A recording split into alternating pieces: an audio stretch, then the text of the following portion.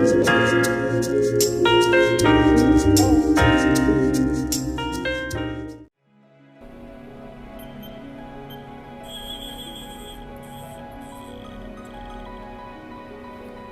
hello and welcome to this Haas Tip of the Day. Now, I'm excited about today's tip because it's all about probing, one of my favorite topics.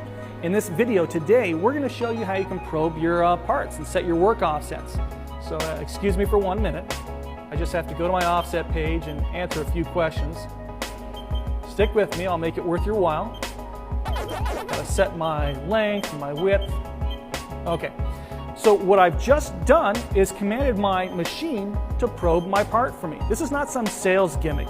When I walked up to the machine, nothing was set. I did everything during the intro to this video. All I did was jog my probe above the part, answer a few questions, and press cycle start. And the machine did the rest. In fact, it's done.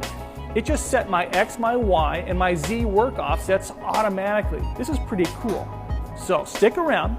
We're going to slow things down and walk through probing your parts step by step. And we'll be sure to point out some cool and perhaps little known probing tricks along the way.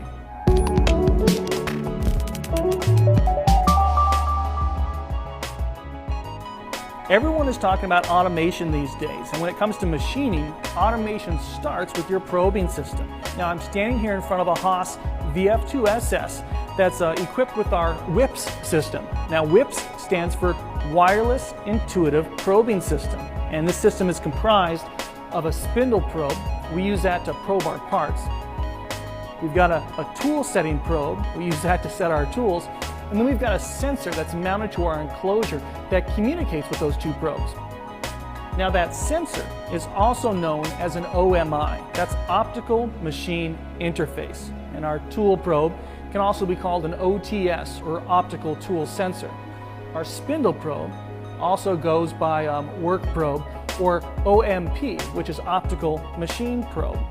Now Haas has made the probing process incredibly simple. Once you've walked through it a couple times, you'll be able to probe any part or tool. So let's walk through it a couple times.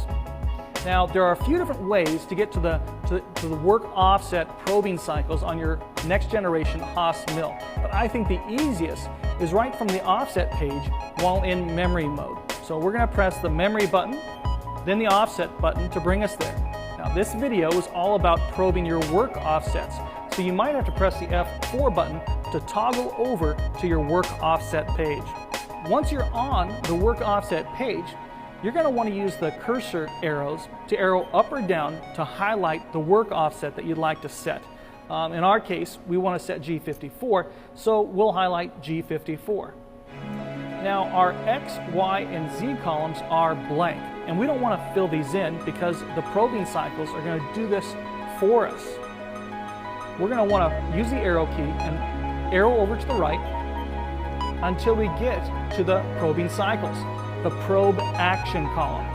So with G54, that row still highlighted, and now the probe action column highlighted, we're going to choose which cycle we'd like to use.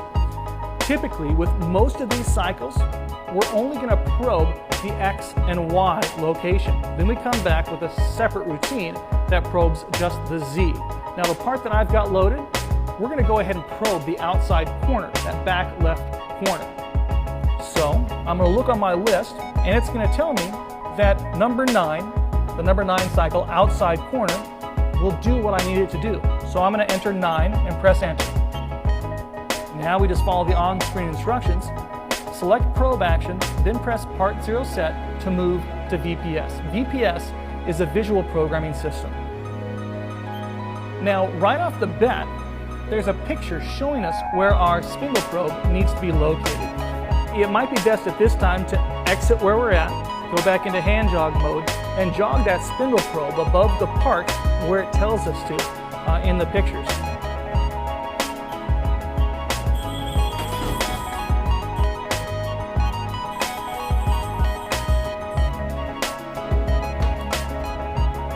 With that done, I'll go back to my offset page and press part 0 set. It brings us back to those VPS probing templates.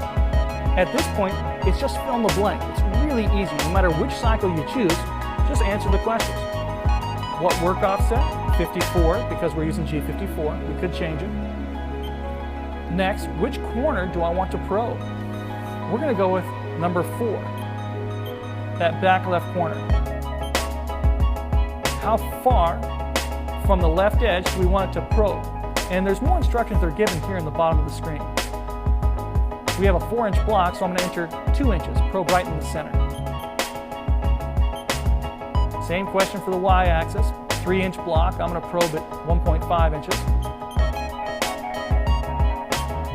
And the Z. How far do I want my probe to move down before it takes those X and Y probe hits? Now, if you've got a funny boss, you might have to be real careful what you do here. But my part's pretty straightforward. I just have a piece of raw stock, so I'm going to leave the default value at Z minus 0.5. All of my questions are answered. I can export this program by pressing the F4 key, and I can send this program out to MDI or the clipboard to copy into a program in memory. But in our case, I'm just going to follow the instructions and press cycle start to run this cycle in MDI.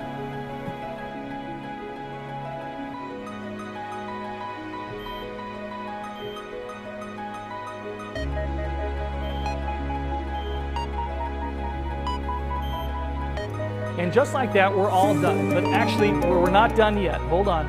We've set our X and Y. The probing cycle wrote to my offset page for us, but we've still got to set that Z. To set the Z axis, we're going to arrow over back to that probe action column, and this time we're going to select number 11, single surface.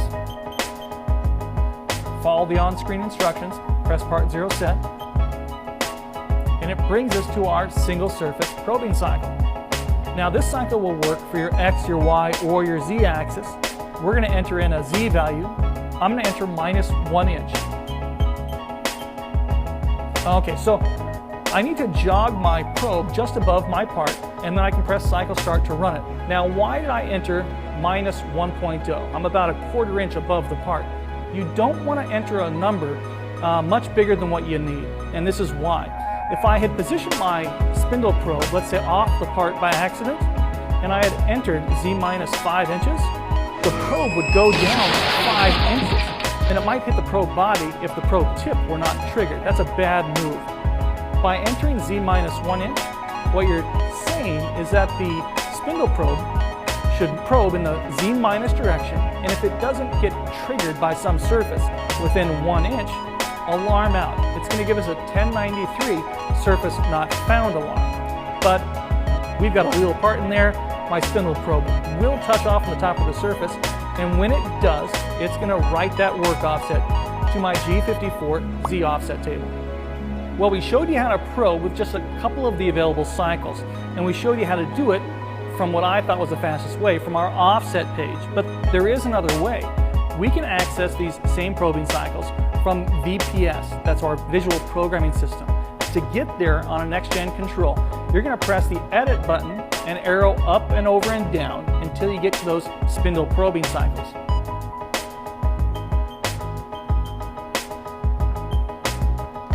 Now, all of those cycles that were listed on the offset page are also listed here. We can probe a bore or a boss or a single surface. While I'm looking here at probe a bore, it actually shows you where to position the spindle probe if you wanted to probe a hole. And when you probe a hole, a bore, it writes to more than the work offset, more than just your X and Y location. It also stores a bore diameter, but where does it put that information? Well, there's a little secret here, and I'll put it up on the screen for you right now. The size of a feature that's being probed is actually stored in macro variable 188. And you can have your angle values, if you were to probe an angle, listed under variables 189 and 192. You can use your timers and counters display page on the main page to display this information if you like, or you can use it with a macro statement. We made an entire video on how to get these variables to display on your control, so check it out. Okay, back to my cycle. We've got our webs in our pockets, and we come back down to our outer corner. Now, I showed you how to use the outer corner cycle because most of these cycles only probe and write to our work offset in the X and Y axis. Then we need our number 11 single surface to write to our Z. But for a block like this, we do have a cycle that probes the X, the Y, and the Z all in one shot. In fact, that's a cycle that I used at the beginning of this video during the introduction. It was our number 12 vice corner cycle. This is my favorite cycle because it probes the X, Y, and Z all in one shot. Not all cycles do that. So if you're just probing a piece of raw stock, number 12 vice corner. The final cycle on this page is our angle corner measure cycle. This cycle can actually probe the angle of a part, and it writes that angle to macro variable 189 or 192, like that chart that we showed you earlier. So there's more information available to you than you might think. We made an entire video on how to probe that angle, so be sure to check it out. In fact, we're going to be making more videos on how to probe your tools. We're going to be making videos showing you how to probe from within a program. Check the distance between one feature and another, right? We can poke yoke. We can make sure that a part is loaded correctly in a vise using our probing system. So be sure to subscribe to this YouTube channel because you don't want to miss any of those upcoming videos. Well, thanks for letting us be a part of your success and for watching this Haas Tip of the Day.